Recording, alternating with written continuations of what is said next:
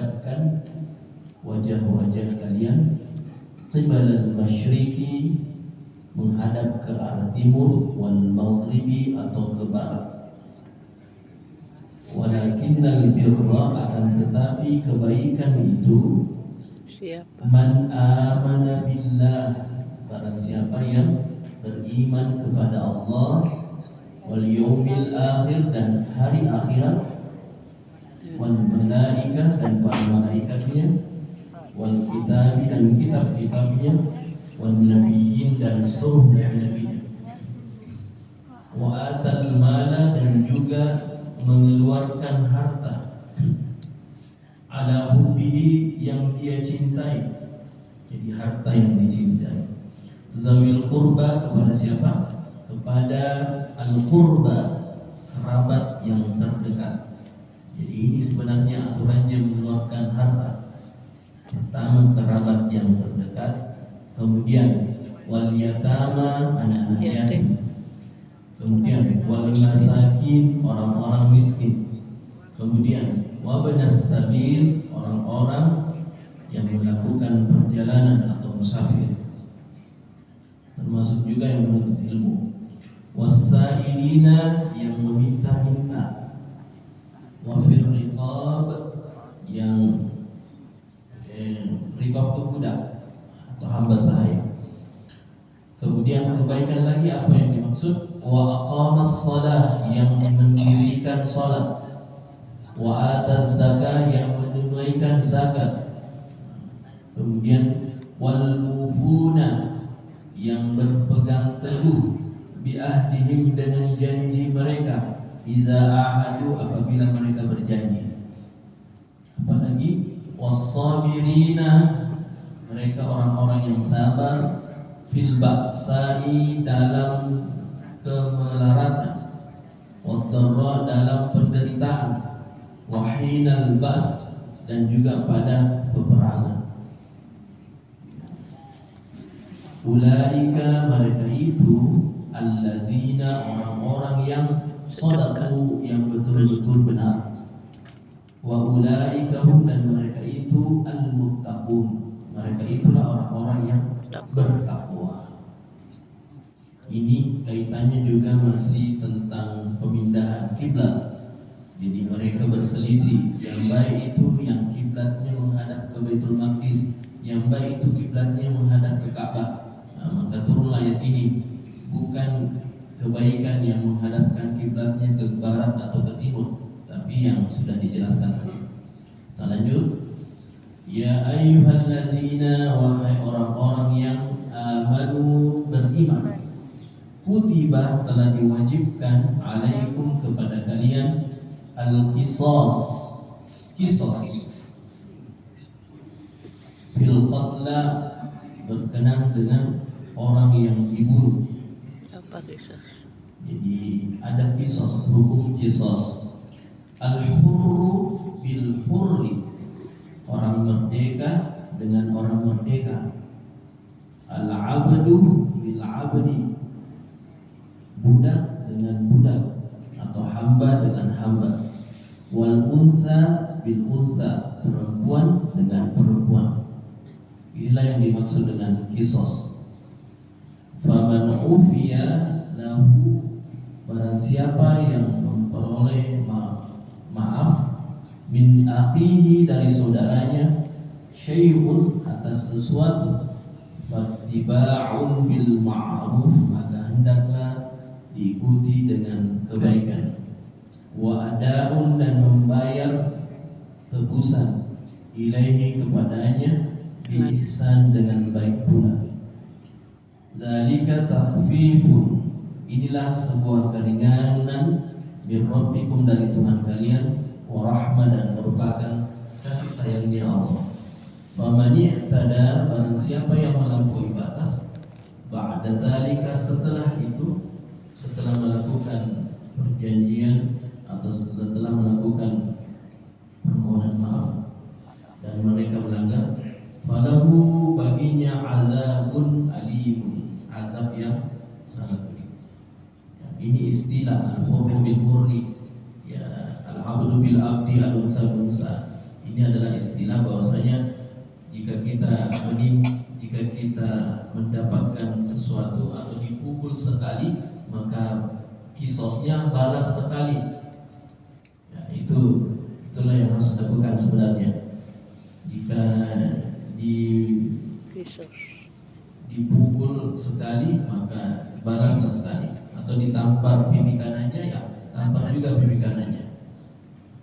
Tetapi jika kamu bisa memaafkan, itu lebih baik. Walakum fil qisasi, dan bagimu dalam qisas itu hayatun, ada kehidupan. Ya ulil albab, wahai orang-orang yang berakal, la'allakum tattaqun, agar kalian bertakwa.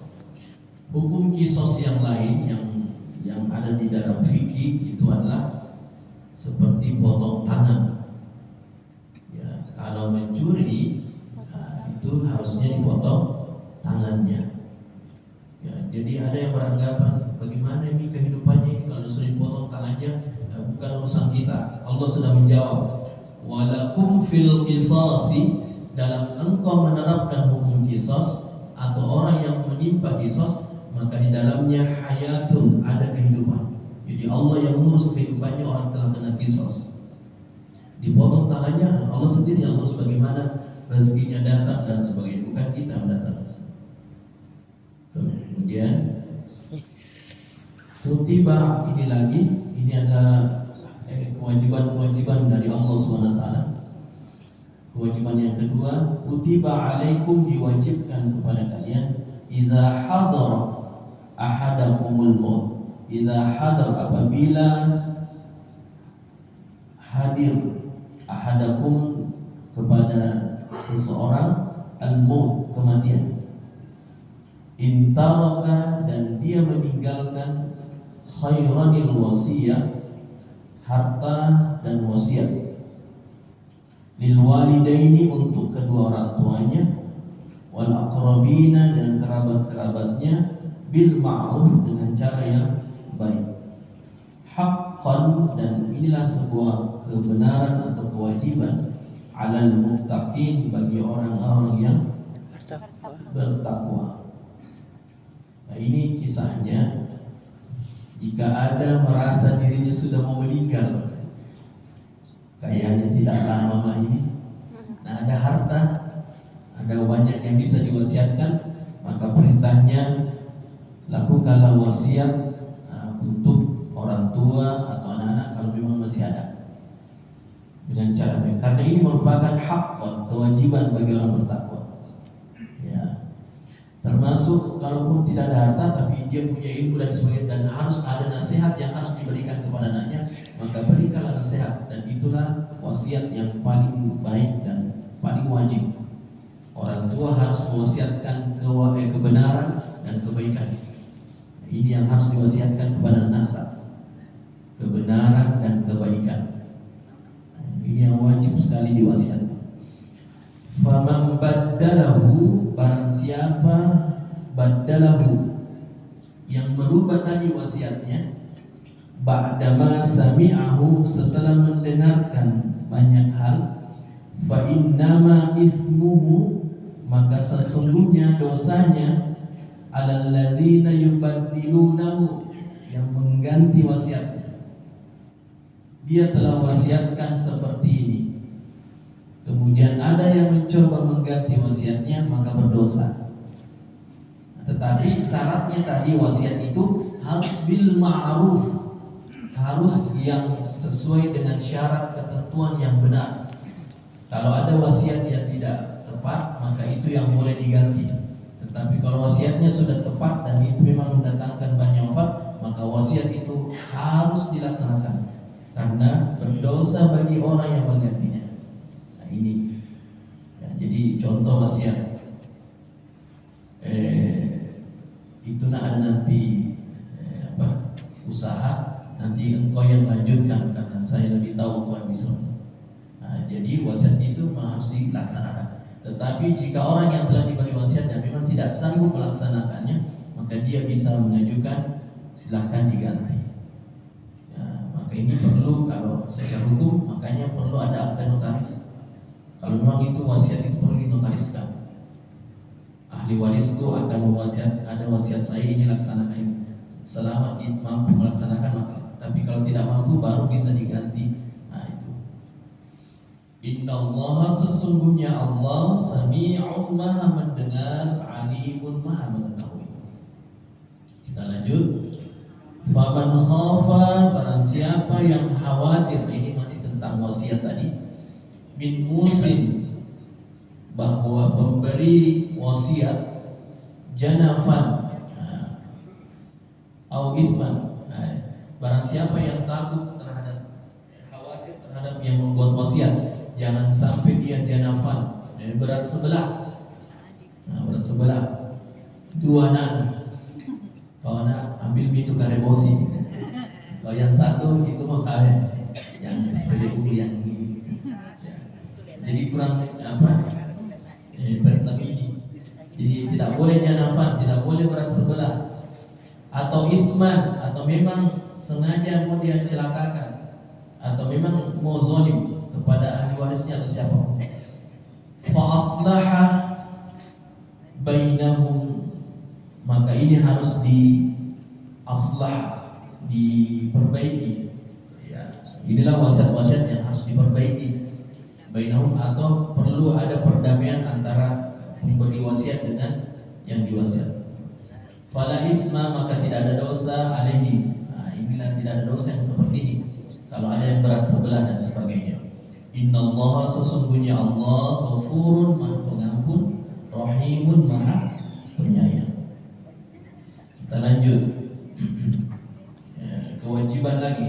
Kalau kita melihat apa sih yang diwajibkan oleh Allah yang tadi itu, al-qisas, wasiat. Jadi wasiat itu adalah kewajiban. Seorang orang tua harus mewasiatkan sesuatu. Yang perlu diwasiatkanlah kebaikan dan kebenaran. Kemudian apalagi yang diwajibkan oleh Allah, ini yang sering kita baca di bulan Ramadan. Ya ayyuhallazina amanu, wahai orang beriman, kutiba alaikum, diwajibkan bagi kalian as-siyam, berpuasa. Kama kutiba, sebagaimana telah diwajibkan alal ladzina, kepada orang-orang yang min qablikum, dari sebelum kalian, la'allakum, agar kalian tattaqun, bertakwa. Ayyaman ma'dudat, hari-hari yang telah ditentukan. Jadi puasa itu, puasa yang wajib itu adalah puasa yang hari-harinya ditentukan. Nabi mengajarkan bulannya Ramadan.